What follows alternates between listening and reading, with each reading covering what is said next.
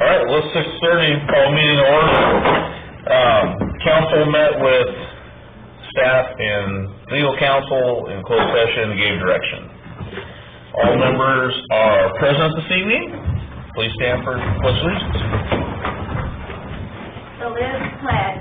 I pledge allegiance to the flag of the United States of America and to the republic for which it stands, one nation, under God, indivisible, with liberty and justice for all.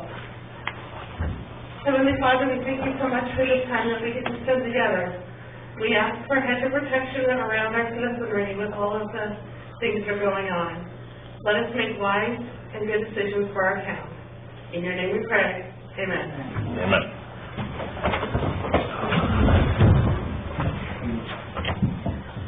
All right.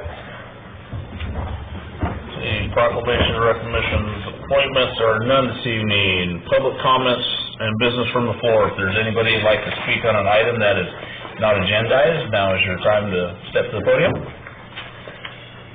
If not, we'll close public comments. We'll move on. Consent agenda. As usual, I'll read the bottom two. We've got some payments for invoices for our two Safe Pathways to School grants, all of you in West Street School. Other than that, the consent agenda is standard. Is anything anybody would like to discuss or have pulled? If not, I'll entertain a motion. I move we approve consent agenda items 7 through 9. 7 through 9? No, 1 through 6. Yeah. 1 through 6. I'll second. Second. All those in favor? Aye. Opposed? So pass unanimous. There's nothing removed from the consent agenda, so we move on to the regular agenda. Item number 7, approve the letter of authorization for submittal of an application to the Department of Resources Recycling and Recovery, Senate Bill 1383, Local Assistance Grant Program. And Christine's going to take that. Thank you, Honorable Mayor and Council. I'm going to go ahead and take this on behalf of Rachel Ross and Paul Friend, Organic Materials Program Coordinator for the Tehama County Solid Waste Management Agency. They are applying on behalf of the city for some grant funds to provide outreach in regards to Senate Bill 1383, which is the organic legislation that was passed that requires us to recycle food waste in the future, not yet. But there are outreach and inspections that need to start now, and this funding will help support that. The total amount they're applying for is about $117,000. The amount that would be allocated to the city of Corning is $20,000. I would say that if we do not approve of this, then tipping fees would be increased to support this cost. So it is in the best interest of the city to authorize this letter of support, or letter of authorization. Thank you. Well, I think at this point, regardless of how we feel about the bill and what's coming down the road, definitely can't not apply for grant money. The fees are gonna be there whether we want them to or not. So I would definitely support this. Well, if it helps offset the costs we need to pass on to the public, it's well worth it. And Rachel and Paul are doing an amazing job wandering through this quagmire of a bill, trying to make sure that they're doing everything exactly right, and I definitely think that we should approve this. Does anybody have any other questions or comments? If not, I'll get a motion. I move that mayor and council approve the letter of authorization for the submittal of an application to the Department of Resources Recycling and Recovery on SB 1383 Local Assistance Grant Program. Is that it? All those in favor? Aye. Opposed? And so pass unanimous. Move on to item number I8. Consider adoption of a resolution pursuant to Assembly Bill 361 allowing the City of Corning City Council to continue to hold meetings remotely without compliance with the provisions of Government Code Section 54953B Section 3. I'll handle this one. So good evening, Honorable Mayor, members of the council. At the last meeting, you indicated that you wanted to move forward using the OWL technology to allow members of the public and council members to appear remotely. In order to do that, we need to pass a resolution under AB 361 to allow these remote appearances to occur without complying with the antiquated rules of the Brown Act. Just to give you an idea of what those rules are if we don't pass this, is if someone appears remotely because of a COVID exposure or whatever, an agenda has to be posted at their location, which is likely their house. Individuals have to have the ability to appear at their house or whatever location is and provide public comment, and the address has to be posted on the agenda so that the public can know where it is. But clearly, this is something that was not anticipated when these remote meetings were being discussed. So this resolution allows us to circumvent that and allow people to appear via Zoom or a call-in number. If passed, the new rule would mean that the public still has the ability to provide public comment in real time. We can't require that they provide public comment ahead of time, so they have to be able to call in or via Zoom provide that public comment. We have to provide a call-in number or the internet link so that everyone has access to that. And then if there's any sort of disruption, there has to be a pause in the meeting so that disruption is fixed. However, the benefit, as discussed last meeting, if there is a reason that they have to appear remotely due to COVID, that they can still participate in the meeting, council members can discuss and vote on things, and members of the public can still stay informed of what's going on. So that's the gist of it. I'd be happy to answer any questions. I wasn't here last meeting, and I was sick. When I go to another meeting, and every single meeting, we have people who call in remotely, and every meeting we have to pass a resolution to be allowed to have open meetings or have the meetings. Are we going to have to do that every time, or does this? Right, so yeah, good point. So what we'll have to do is every 30 days, so it won't be every meeting, but it'll be every 30 days. Well, this meeting is once a month, so that's, yeah. That makes sense. Yep, and it will be, but it'll likely be closed based on the closed session until, not the closed session, the consent agenda, until a determination is made that you guys do not want to keep following. Ultimately, I believe that there's going to be a permanent change in law where they're going to get rid of these antiquated rules, and it's going to be set up so you don't, all those requirements are needed. But for right now, in order to comply with it, we've got to pass this resolution tonight and every 30 days thereafter. If at any point it's on the consent agenda, obviously you guys have the ability to pull it, have a little discussion on it, but that is correct. Okay. It has to be on the agenda every 30 days. Okay. And there has been legislation already proposed that would require local governments to allow for remote meetings permanently already. So we know it's probably coming. Yeah, the whole purpose of this and getting this device here in front of me was, in the event that, one of our staff members needs to be present and cannot, they can do it remotely, so I have no qualms with passing this so that we can continue to do it and stay in compliance. I agree. That being said, I make a motion that we adopt resolution number 01-25-2022-01 pursuant to AB 361, allowing city council to continue to hold meetings remotely without compliance with the provisions of Government Code Section 54953B3. All those in favor? aye. Opposed? So pass unanimous. All right, item number I-9.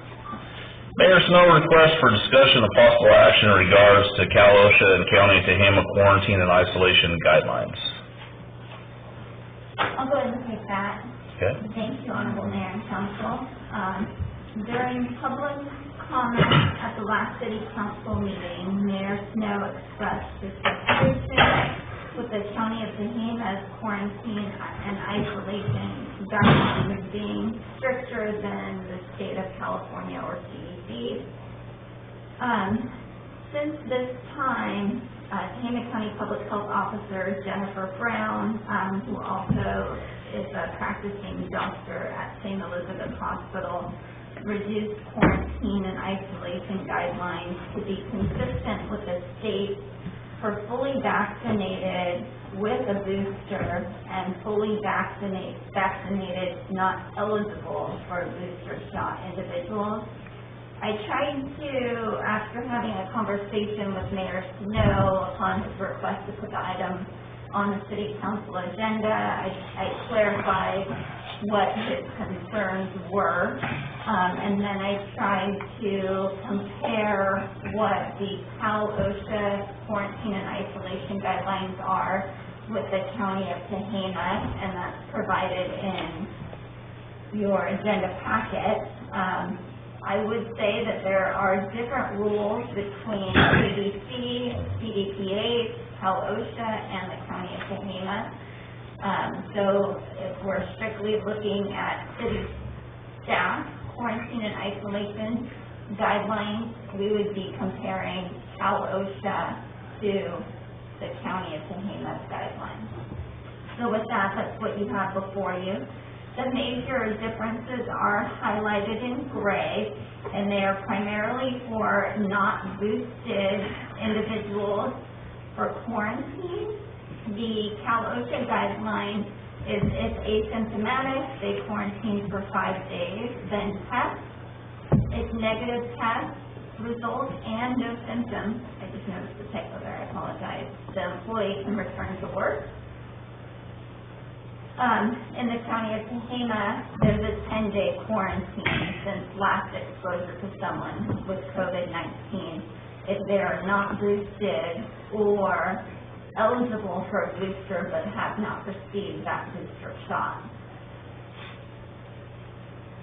And then the second difference, or major difference, is for isolation. That means that the person has tested positive for COVID. For those individuals that are not vaccinated or not fully vaccinated, the Cal OSHA requirements are isolation for 5 days, and then if symptoms are not present and a test is taken 5 days or later, they can return to work if that test is negative. At the county of Tehama, the rule is 10 days of isolation since symptoms started. At least 24 hours have passed since recovery, defined as resolution of fever without the use of fever-reducing medications and improvement in symptoms. And I did receive an email from Dr. Brown, and I'll pass it around.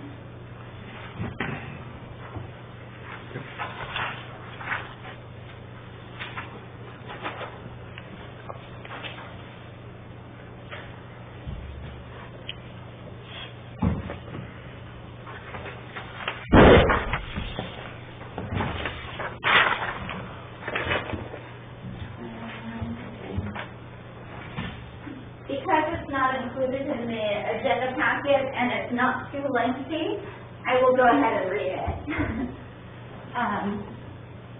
So it says, hello, Christina. We understand there has been some confusion and frustration regarding our continued recommendation for 10 days of isolation and quarantine despite changes to 5 days for CDPH and CDC. There have been a few important updates since we first introduced the COVID-19 isolation and quarantine directive after the holidays. Here are a couple of important high-level points. 1, individuals that are fully vaccinated and boosted qualify for the 5-day isolation and quarantine guidance in alignment with CDPH and CDC. 2, we have updated the school directive to be in alignment with CDPH's school guidance, option of group contact tracing, testing, etc. 3, our county vaccination/boosted rate remains low. 4, our daily COVID-19 numbers are breaking new records for many days in a row, and our hospital remains full. We will continue to internally review this directive on a weekly basis and move toward further alignment with CDPH recommendations based on the new information we get each week, and happy to discuss this via phone if that would be helpful with Joy, Dr. Jennifer Brown, Tehama County Public Health Officer.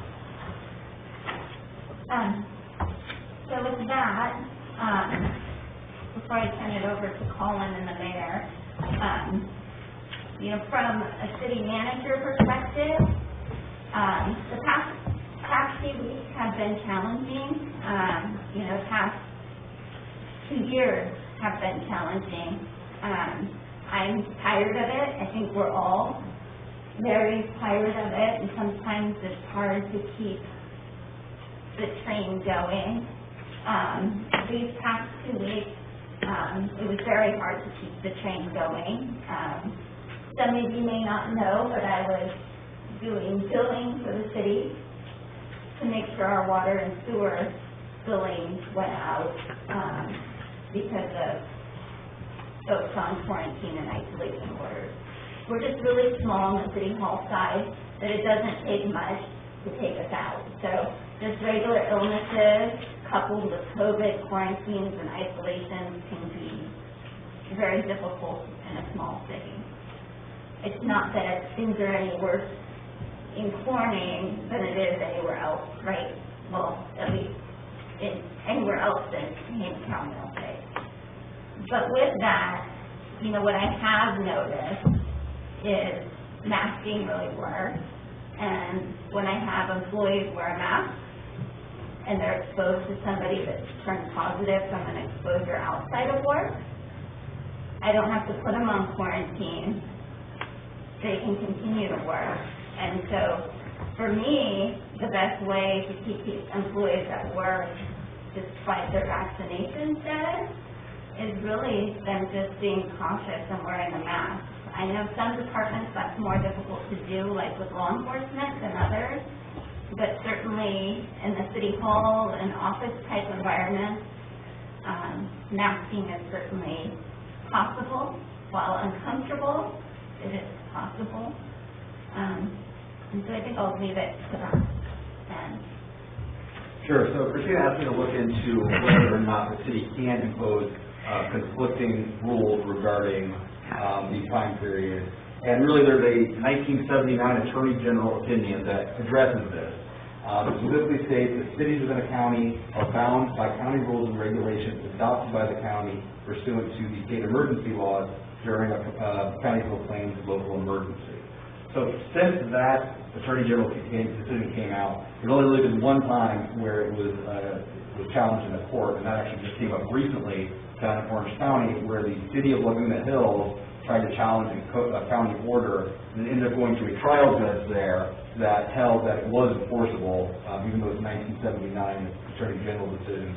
So it still stands that it is law. Granted, this is at the trial court decision, not an appellate, so it's not binding, but likely a judge here is going to result in the same decision. Overall, it's not something the city can do. My question on that ruling, was it based around this COVID, or was it based around a direct county emergency? Because the way I view this, and what bothers me about Tama County, is their decision. Every county around us has adopted what the CDC says is okay, what California Public Health says okay, what Cal OSHA says is okay, except Tehama County. You're pitting vaccinated against unvaccinated, which I feel is not right. If you test after 5, you test at day 5 and you're unvaccinated, you test, you're negative, you're asymptomatic, to be told you have to sit home for 5 more days and expend more of your personal time, I feel is an overreach of their authority. This emergency is not stated Tehama County exclusive. We didn't have an outbreak in this county. This is nationwide, worldwide, so I have a hard time with the way that was written in '79, and I don't know about the court case down there, but I don't see how that holds water, because Tehama County did not declare their own emergency, and that we have to, this is worldwide. So the fact that all our neighboring counties are enduring the exact same thing that Tehama County is, but Tehama County is making it hard on our employees to make a living without expending, in my personal opinion, expending all their personal time to do it. If you are not sick and you test negative, why are you being told to stay home? I live in Tehama County. I work in Butte County. My company follows Butte County's rules. We have people come back after 5 days. which as an employer, because I'm the supervisor of my plant, I am thankful that my employees can come back to work when they are healthy and are tested, regardless of their vaccination status. So why is Tehama County think they're so different than the rest of the state? We're all in the same emergency. This is not a unique emergency for Tehama County. I'm certainly not a health No, I know, professional, yeah. but I'm just stating that is my opinion. As an employer, would have employees I deal with, as a person, as a leader of this community, I don't see why Tehama County is, as far as I know, is one of the only, if not the only county in California that has gone above and beyond what the state has deemed fit. How are we so distinctive in this county that we're punishing people that are healthy and telling them they can't go back to work? We have employees that don't live in this county. So they go home, and after 5 days, they go shopping, they go to the movies, they enjoy their extra 5 days off, even though they don't want to be off, because they don't live in Tehama County. Then you have people like me that live in Tehama County, work outside of the county, and I benefit from, this is what the state said we can do. I don't feel that it's just at all.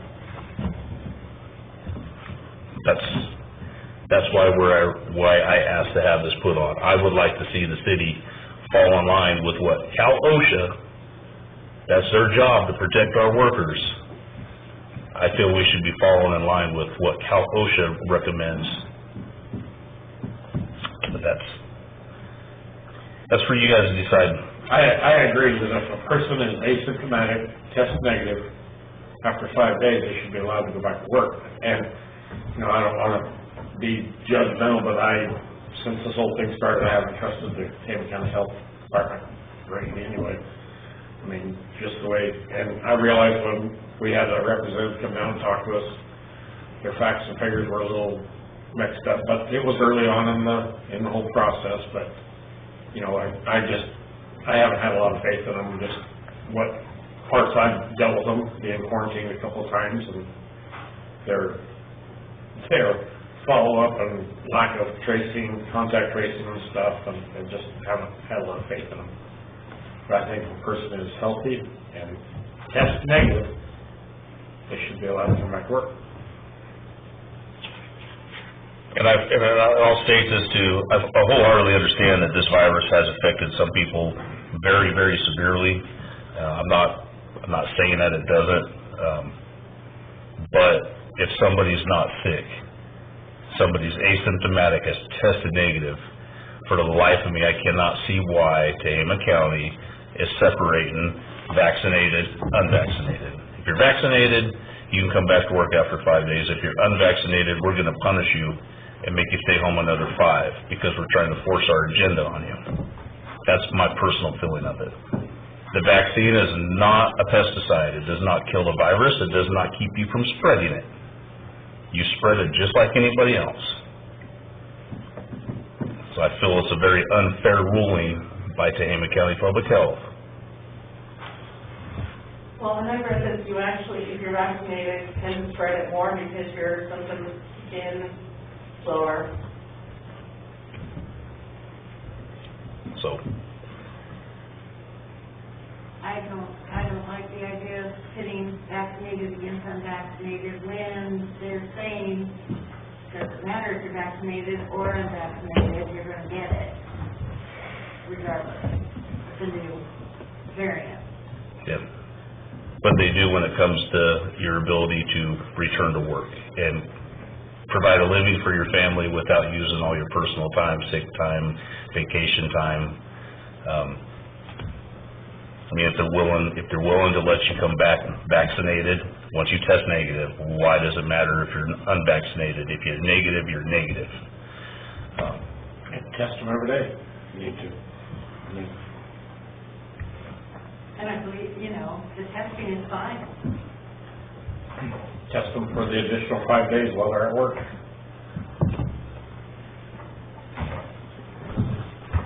Plant a tree. Let people work if they test negative.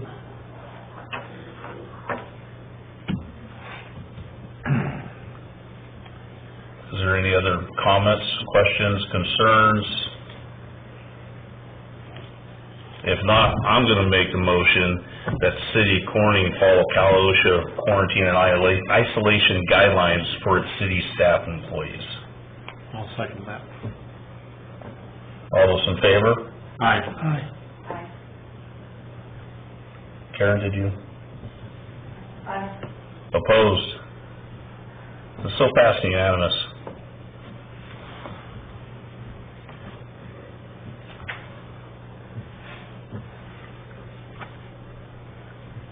Just keep in mind, there is a question about whether or not this is actually enforceable. I just want everyone to understand that. Yeah, I'm kind of But the question is whether or not the county can enforce anything different. Because I question what they're basing this off of. The county did not declare a separate emergency from the rest of California. It is, just like we did at the beginning. No, they declared one based off the same emergency that every other neighboring county. They did not declare, oh, we have this different emergency, so we're making up our own rules. That is my opinion of it. How can they differ from all of our neighboring counties? The state. A entity within, so a county within a state is allowed to have more restrictions than the state does, just like a city can have more. So if the city wanted to go beyond the 10 days or something like that, the city could do that. It can't do less.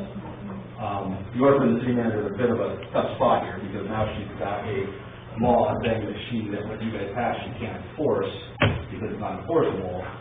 So, I just need you guys to be aware of that. I mean, you guys voted now, but it's just kind of a tough spot. Understand that, but that is my 100% belief, and I will not back away from it. And I would hope that the Tama County Public Health Officer would look at this with a little more open eyes. If you can allow the vaccinated people to go to work after 5 days being tested negative, why can not the unvaccinated go to work after 5 days after tested negative? That's a little bias. Right, and none of us are questioning any of that. We're just saying from a legal standpoint, this is what the law says.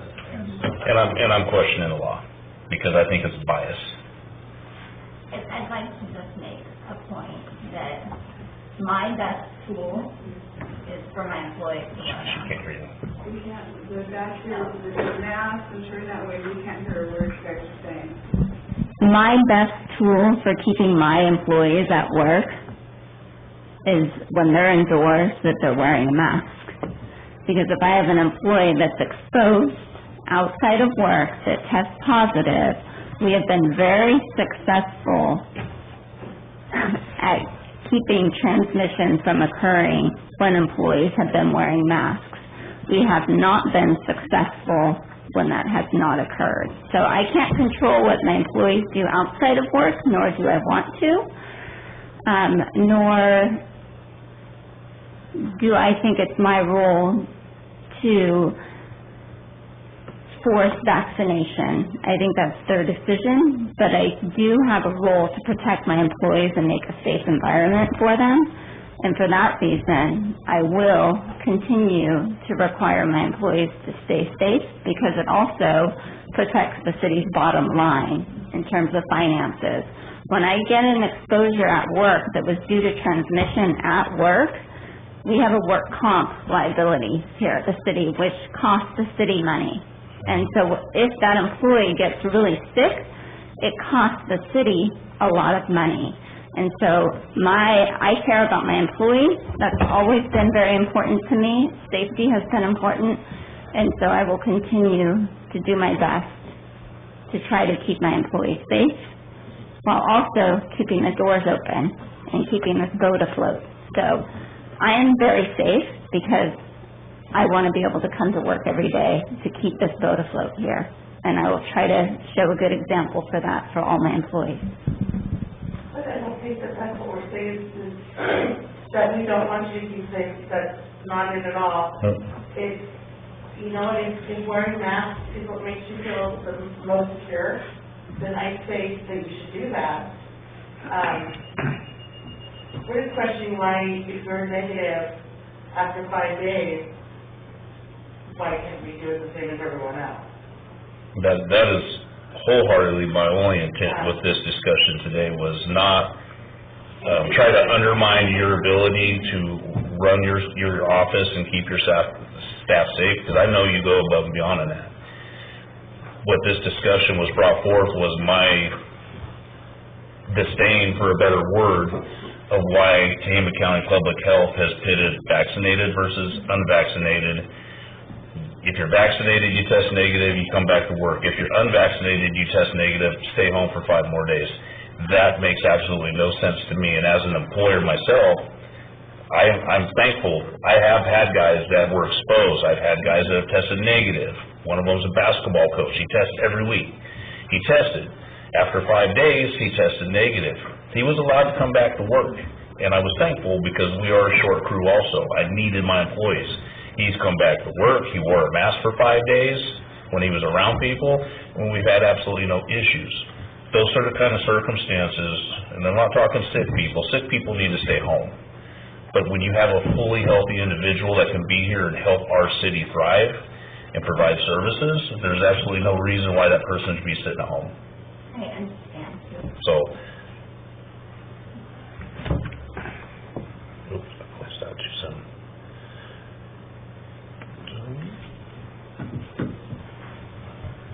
All right, with that,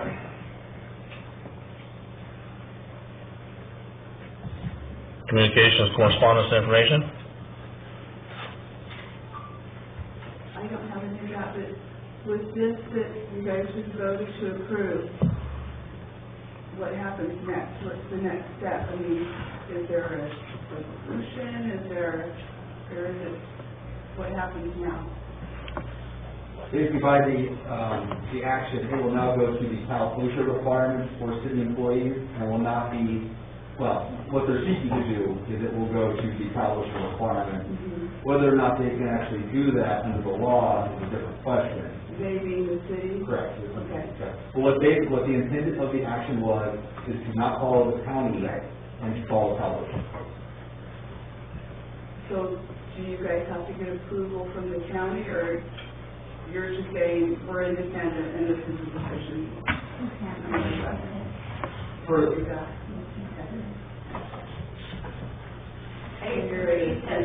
I'm sorry. Said we can't. We can't be independent. I think Colin can Yeah, stand on that. per the law, Put in a qualifier is all I'm saying. that's what I was trying to explain, is per the law, what you just passed through is not enforceable.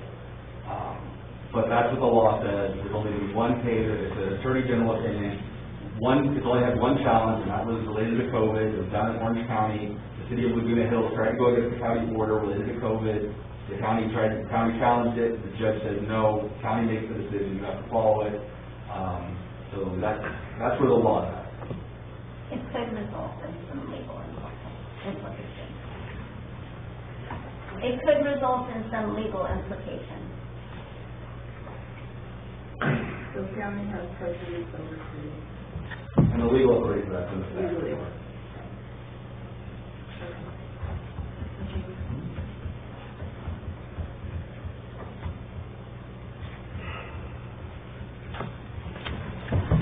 Reports from the council. I attended the tripartite board meeting. It was routine, financial, data. Good meeting. Well, I attended a transportation committee meeting yesterday, and I found out good news is the Jelly Ferry Bridge is almost done. Good. To the tune of $56 million. They're hoping to have the project completed by August, but the bridge should open sometime before that. But the interesting thing I found out, and being on that committee for a year now, it's the first time I heard of it yesterday, is they're putting a roundabout at South Avenue and 99E. Yeah. I hadn't heard that. It's never been brought up in our meetings since I've been going there. Should be there by 2024. It's Caltrans that's doing that. Yeah. It's not the city of Red Bluff. No, well, it's not even. But City of Red Bluff's gonna put one in too.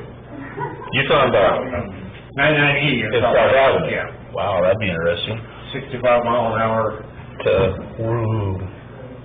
Well, they're putting one out just south of Red Bluff too. Yeah, they're putting one up just north of the hospital, or they're talking, it hasn't totally gone through I that. don't work for an emergency vehicle, so. Apex return. Apex return. Drift, they drift a lot.